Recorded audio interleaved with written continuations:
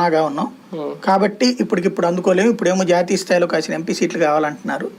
ఇట్లాగ ఉంటుంది. రేపు తెలుగుదేశం పార్టీ వాళ్ళు కూడా మనకు సపోర్ట్ చేస్తారు కాబట్టి ఇంకొంచెం బలం అవుతుంది. కాబట్టి ఈ యాంగిల్లో ఈ ట్రిప్కి మాత్రం మనం పొత్తు పెట్టుకుని నెక్స్ట్ ట్రిప్కి బలంగా తీసుకెళ్దాం అని ఏదో చెప్తున్నారు అనే మాట విన్నా నేను. అందుకు ఒప్పుకుంటున్నారు వీళ్ళు కూడా అన్నటువంటి. అలా కాకుండా దాన్ని రేపు పొద్దున ఎలాగూ పొత్తు ఖరారవుతోంది కాబట్టి ముందుగా చంద్రబాబు నాయుడు వద్దంటే బతిన్లాడి భారతీయ జనతా పార్టీ పొత్తుకొచ్చింది. ఇప్పుడు జనసేన మొన్నటిదాకానేమో చంద్రబాబు నాయుడే కదా బతిన్లాడింది, వన్ సైడ్ లో అది ఇది అని.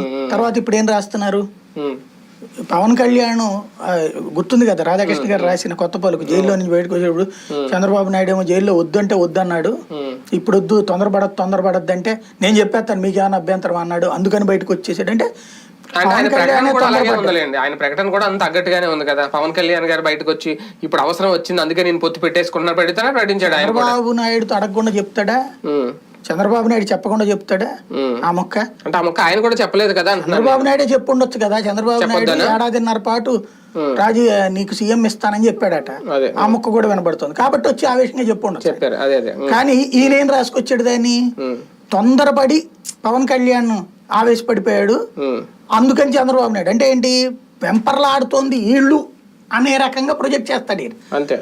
ఇప్పుడు బీజేపీదైనా అంతే, ఒరిజినల్ గా